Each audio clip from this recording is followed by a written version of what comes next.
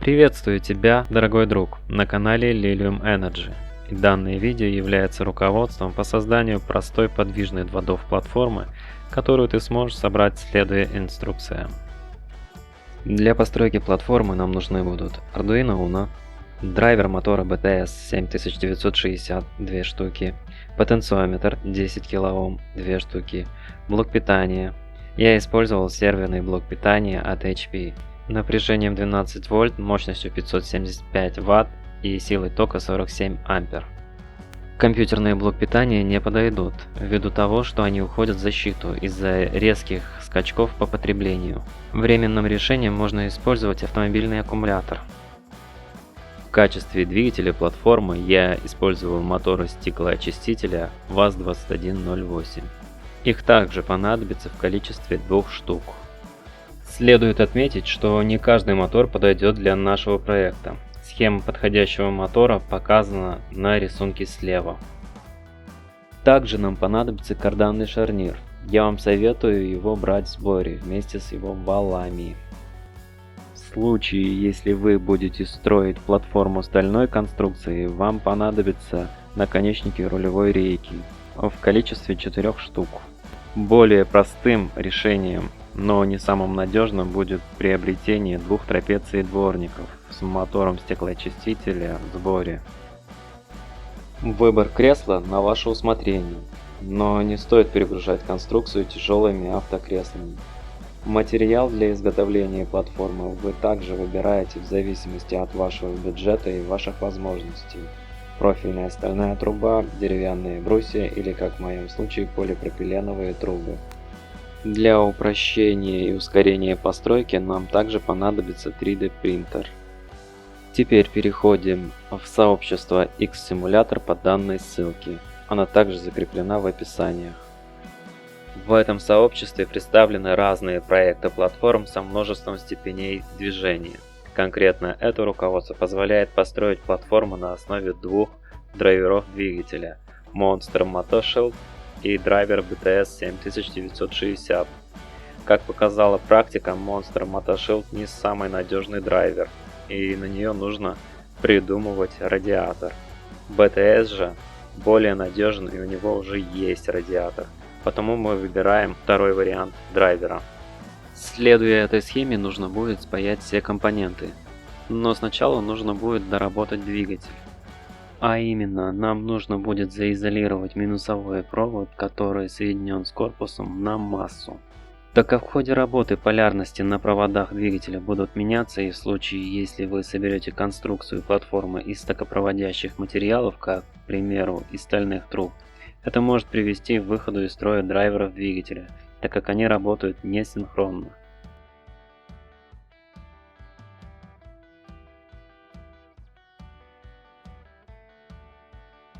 Все ненужные провода и компоненты мы просто берем и демонтируем.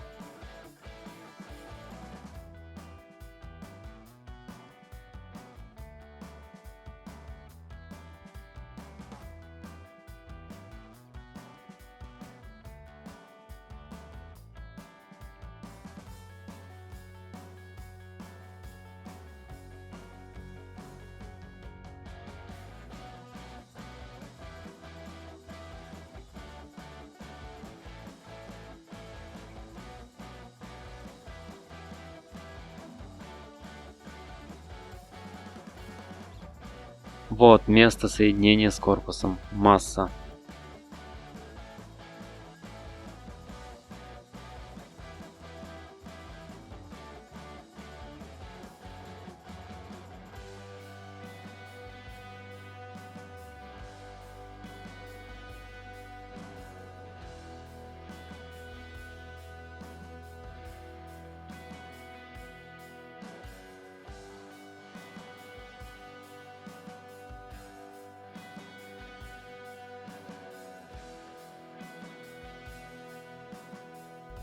Как вы можете заметить, у электродвигателя имеются три щетки.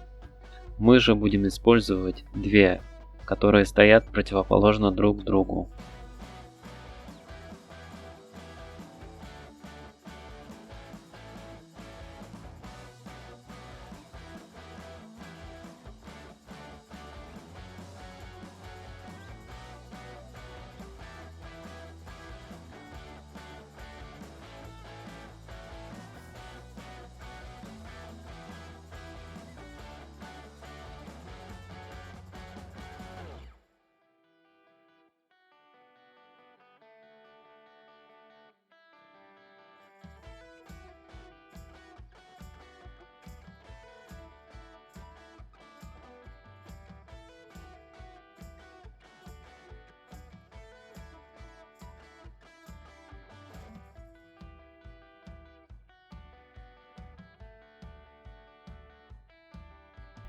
Для того, чтобы собрать электродвигатель, нам нужна будет нитка.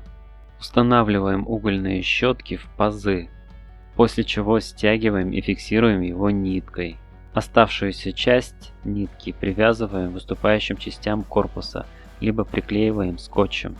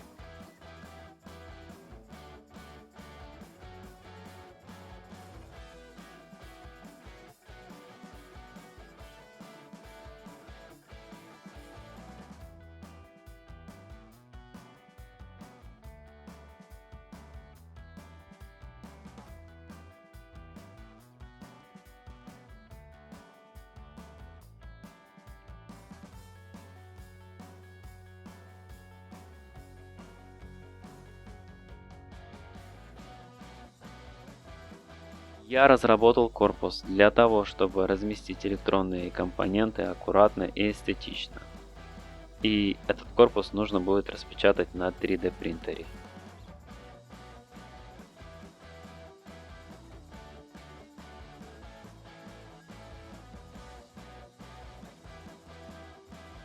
Для охлаждения драйверов и электронных компонентов нам понадобится еще кулер размерами 80 на 80 мм.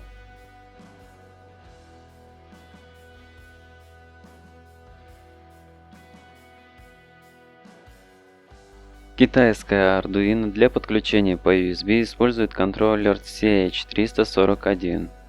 И для того, чтобы он распознавался компьютером, нужно установить драйвер CH341.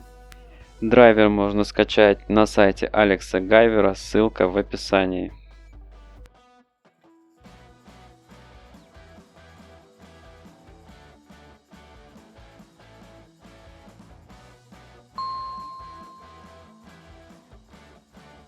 Также нам нужно скачать программу для разработок на платформе Arduino. В зависимости от ваших возможностей и широты души вы можете поддержать разработчиков Arduino IDE, либо скачать программу абсолютно бесплатно.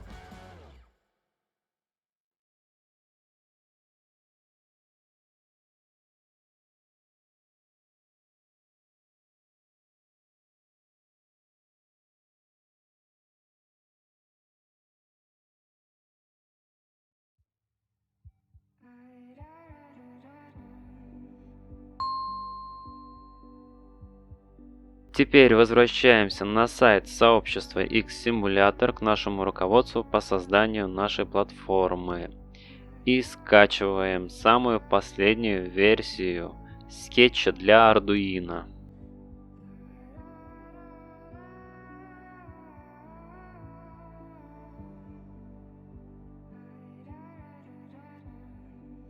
Открываем скетч в программе Arduino IDE, которую мы скачивали ранее. Этот скетч имеет две модификации. Модификация 1 это для Monster Motoshield и модификация 2 для нашего драйвера BTS 7960. Меняем модификацию 1 на модификацию 2, просто удаляя единицу и вписывая двойку в этой строке.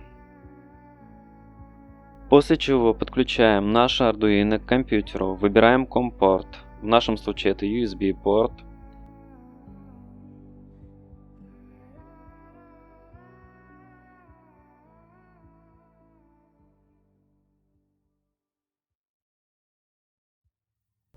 Из списка выбираем Arduino Uno.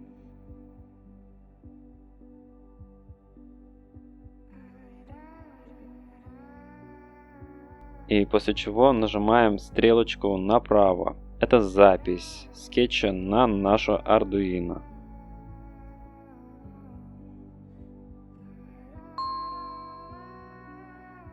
Теперь нам нужно будет собрать и отладить двигатель с потенциометром. Для этого нам нужно будет подключить Arduino к компьютеру и подключить драйвер двигателя к блок питанию. Будьте внимательны при подключении проводов, не перепутайте полярности. Ошибка перепутанных полярностей может привести к выводу из строя драйвера. После подключения двигатель начнет вращаться. Расположите ручку потенциометра напротив вала двигателя в одной оси, как это сделано на видео. При вращении ручки потенциометра вал должен вращаться в другую сторону. Если направление вращения двигателя совпадает с направлением вращения потенциометра, поменяйте полярности на контактах двигателя либо на контактах потенциометра. Важный момент. Если после всех подключений двигатель не реагирует на ваше вращение ручки потенциометра, установите ручку потенциометра на среднее положение и перезапустите систему. Дело в том, что разработчик для того, чтобы предотвратить прокручивание потенциометра и избежать таким образом его поломки, внес аварийное ограничение, которое полностью выключает двигатель, если потенциометр достигает этих величин. И эти ограничения находятся в этих строках. Теперь нам нужно будет распечатать крепление потенциометра на двигателе. STL-файлы для печати находятся в папке, ссылка в описании. На мой взгляд, во избежание ошибок сборки, сборку двигателя и потенциометра лучше осуществлять при работающей системе. Для этого выставите потенциометр в среднее положение до момента, когда двигатель остановится или будет крутиться очень медленно. Установите переходную гайку между двигателем и потенциометром, так, чтобы кривошип в момент соединения с потенциометром находился в среднем положении. Если вы сделали все правильно, двигатель сам выровняет среднее положение. Если после установки вращение не прекратилось, значит нужно поменять полярности на электродвигателе или потенциометре, либо убедиться, что потенциометр рабочий и не было допущено ошибок при сборке. После окончания сборки кривошип должен иметь ход минимум 90 градусов по обе стороны вращения.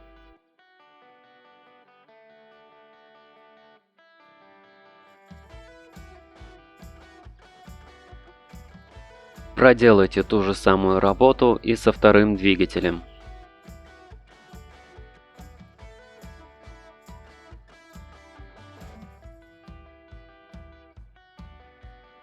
Для того, чтобы считывать показания с игр и превращать их в команды, которые будет понимать наша платформа на основе Arduino, нам нужна будет программа SimTools. Ссылка на программу вы можете найти также в закрепе.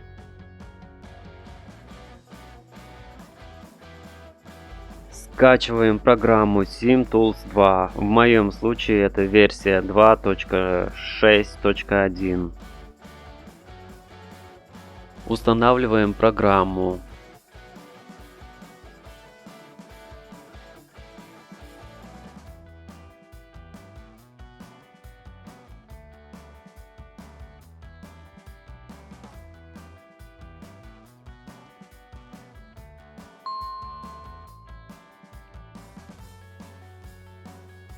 Запускаем программу SimTools Game Engine. Если программа не открылась, посмотрите в скрытых программах и откройте его оттуда. Слева в меню выбираем пункт Axis Assignments. Далее в пункте Axis Type выбираем 2D стандарт. После нажимаем кнопку Presets и выбираем пункт SimForce GT. И все это сохраняем, нажимая на кнопку Save.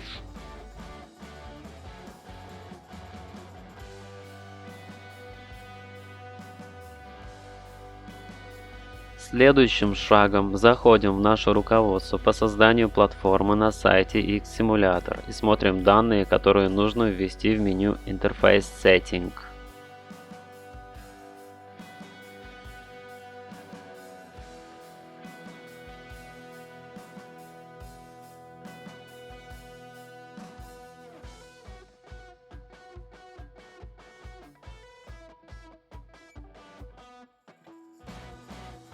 COM-порт — это порт, к которому подключено ваше Arduino. И если вы его не знаете, вы можете его найти в Windows Device Manager. Важный момент. Все эти значения подходят только для нашей сборки. Оборудование, которое было приобретено у других разработчиков, имеет другие данные для работы. После того, как вы все прописали, нажимаете на кнопку Save, чтобы сохранить данные. В Axis Assignments также можно выставить лимиты вращения или хода кривошипа. Заходим в меню Output Testing и нажимаем Turn On. Из выдвижного меню выбираем Axis Output A. И проводим проверку на работоспособность, двигая ползунки.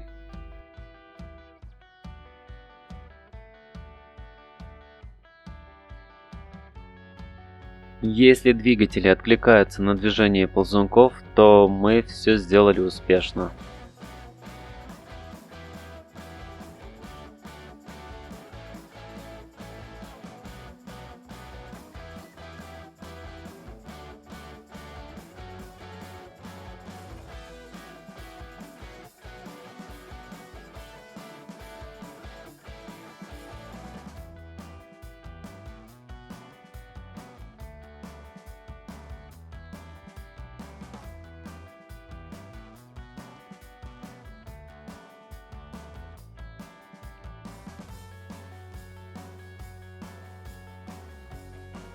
Далее устанавливаем тестовую игру Life for Speed. Эта игра является стандартом проверки игровых платформ.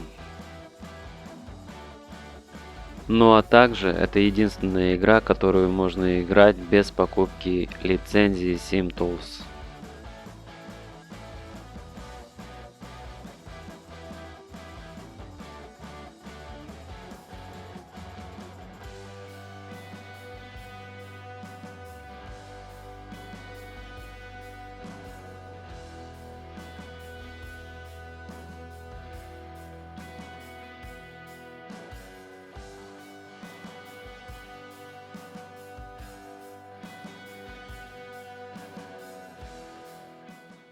После установки игры открываем SimTools Game Engine и Game Manager. На данный момент SimTools Game Manager не синхронизирован с SimTools Game Engine. Слева внизу в программе Game Engine заходим во вкладку Tools. Еще одна особенность программы SimTools в том, что она не работает без интернета.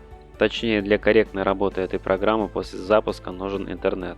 Через некоторое время интернет можно выключить. Я предполагаю, что это связано с защитой интеллектуальной собственности от пиратства. В программе Game Manager заходим во вкладку Tools и нажимаем кнопку Engine IP.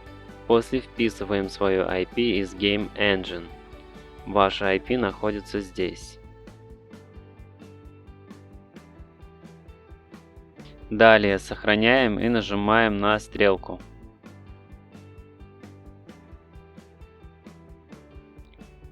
Также вписываем IP-адрес в IP-Setting.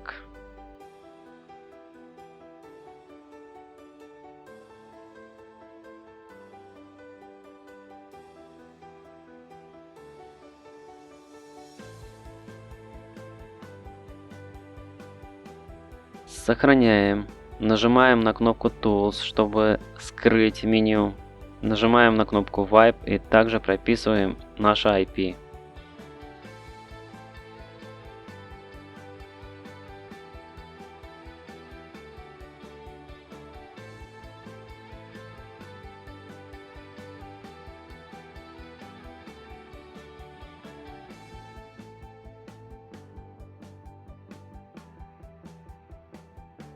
То же самое проделываем с кнопкой Dash.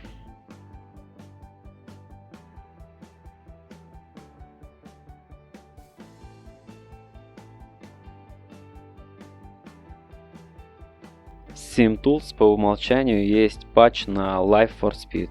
И сейчас нам нужно синхронизировать патч с игрой, которую мы установили. Для этого нажимаем кнопку Patch, далее Patch Game и указываем путь, куда мы установили игру LFS, а именно на папку с игрой. Далее соглашаемся и нажимаем Patching.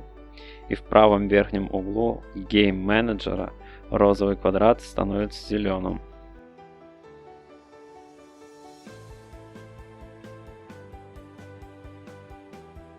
Вкладка Profile Editor является более тонкой настройкой поведения платформы в игре, и на данном этапе развития она нам не нужна, так как это усложнит процесс сборки. После всего проделанного мы готовы посмотреть, как ведет себя наша тестовая сборка во время игры. Подключаем Arduino к компьютеру, к тому порту, который вы указывали и сохраняли в SimTools Game Engine. Подключаем блок питания и двигатели. Запускаем SimTools Game Engine и Game Manager. Запускаем гонку LFS. Для того, чтобы открыть игру в оконном режиме, нажимаем Alt плюс Enter. В SimTools Game Engine во вкладке Output Testing открываем Virtual Axis. Настраиваем игру пока для управления при помощи клавиатуры. И наслаждаемся нашей маленькой победой.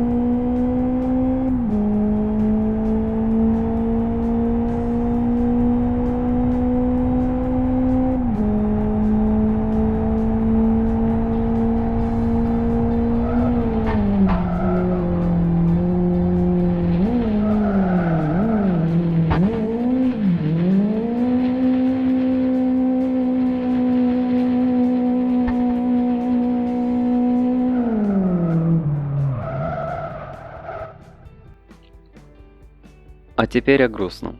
О том, как получить лицензию и вывести программу SimTools из демо-режима. Для этого заходим на сайт SimTools, выбираем себе лицензию, исходя из наших возможностей. Я, в свою очередь, пока еще не раскрутил канал и могу только пофантазировать о ключе. Вписываем свои данные. Важный момент. Ключ к вам придет на электронную почту в виде кода, к примеру, из 12 символов.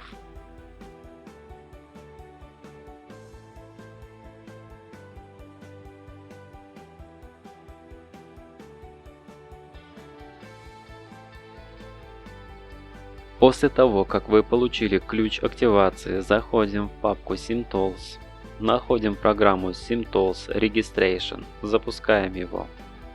И да, эта программа не запустится в случае, если у вас активны SimTools Game Engine и Game Manager. В появившихся строках вбиваем ваш почтовый адрес, на который приходил ключ, и в нижней строке вписываем ключ-код и нажимаем кнопку «Активировать».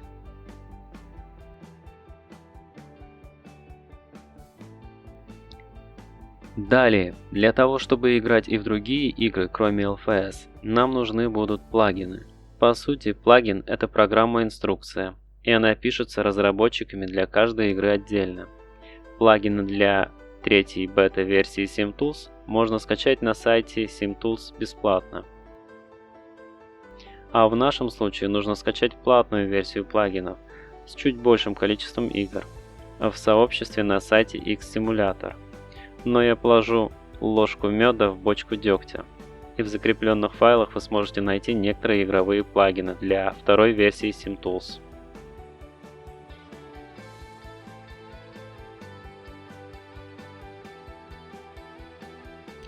А теперь о том, как установить плагин на SimTools. Запускаете программу SimTools Plugin Updater. Выделяете скачанные плагины и просто перетаскиваете прямо на программу, где изображен рожковый гаечный ключ. Далее вы заходите в SimTools Game Manager и проверяете установленные плагины в пункте меню Game Selection. В моем случае, из-за неактивированной демо-версии программы SimTools, плагины кроме LFS не отображаются. Новые установленные плагины также нужно будет синхронизировать с игрой, так как мы делали с плагином LFS, через пункт меню Patch в SimTools Game Manager. А теперь о том, как собрать конструкцию платформы. Лично, на мой взгляд, самым простым и надежным материалом для конструкции являются деревянные брусья и доски. Они достаточно прочные и легкие. Но так как я особо одаренный среди слаборазвитых, я решил построить платформу по-особенному и присоединился к культу Алекса Гайвера, а именно решил сделать платформу из сантеха, из полипропиленовых труб. И это было моей ошибкой, так как эти трубы не обладают достаточной жесткостью. И если бы я сейчас сделал платформу, то в качестве конструкционного материала я выбрал бы 10-мм фанеру. Она дешевая, прочная и легкая по весу и в обработке. Посмотрите на этот карданный шарнир. Он является одним из основных точек опор. В нашей платформе всего их 3. Так вот, мамкин инженер в дальнейшем будет страдать и сочинять костыли, так как именно этот шарнир и будет брать на себя вес платформы и пилота, ну или по-другому игрока. И по этой причине этот карданный шарнир должен быть намертво закреплен в основании платформы и на верхней части. Она не должна иметь люфтов. И ни в коем случае шарнир не должен вращаться вокруг своей оси, только сгибы и не более.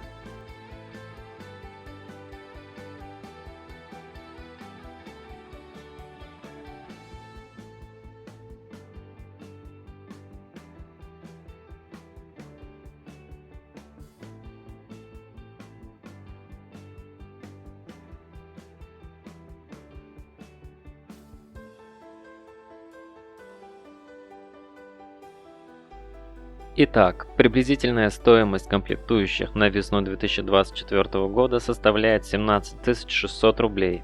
Радиоэлектронику я покупал на AliExpress. Общей стоимостью все это мне обошлось в 1300 рублей. Карданный шарнир и трапеции дворников с двигателем в сборе я взял на авторазборе за 5500 рублей. Полипропиленовые трубы вместе с соединениями мне обошлись приблизительно в 4500 рублей. Офисный стул и блок питания я нашел на Авито. Также я купил USB кабель с тип А на тип Б 5 метров. Я брал и 9-метровый кабель, но он не работает. Видимо, сигнал не доходит, так что рекомендуемая длина кабеля не более 5 метров. Ну а теперь время покататься.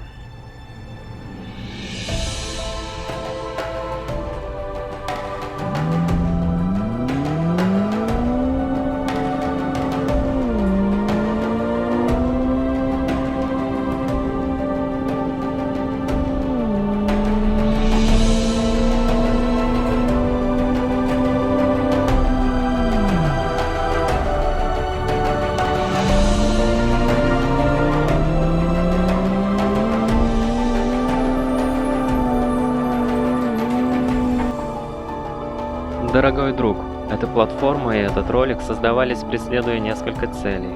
Первое – это благодарность и мое наследие всем тем творческим людям, которые делятся своими знаниями и тем самым делая мир как минимум прикольным.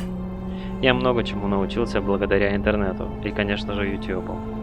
Надеюсь, и тебе поможет этот мой ролик в твоих целях. А вторая цель корыстная – это раскрутка канала и получение дополнительного дохода. И если ты хочешь поддержать канал и ускорить выход новых проектов, обучающих роликов, то я буду благодарен тебе. Подписывайся, впереди еще будет много чего интересного. И если возникнут вопросы, пиши в комментариях, я постараюсь ответить.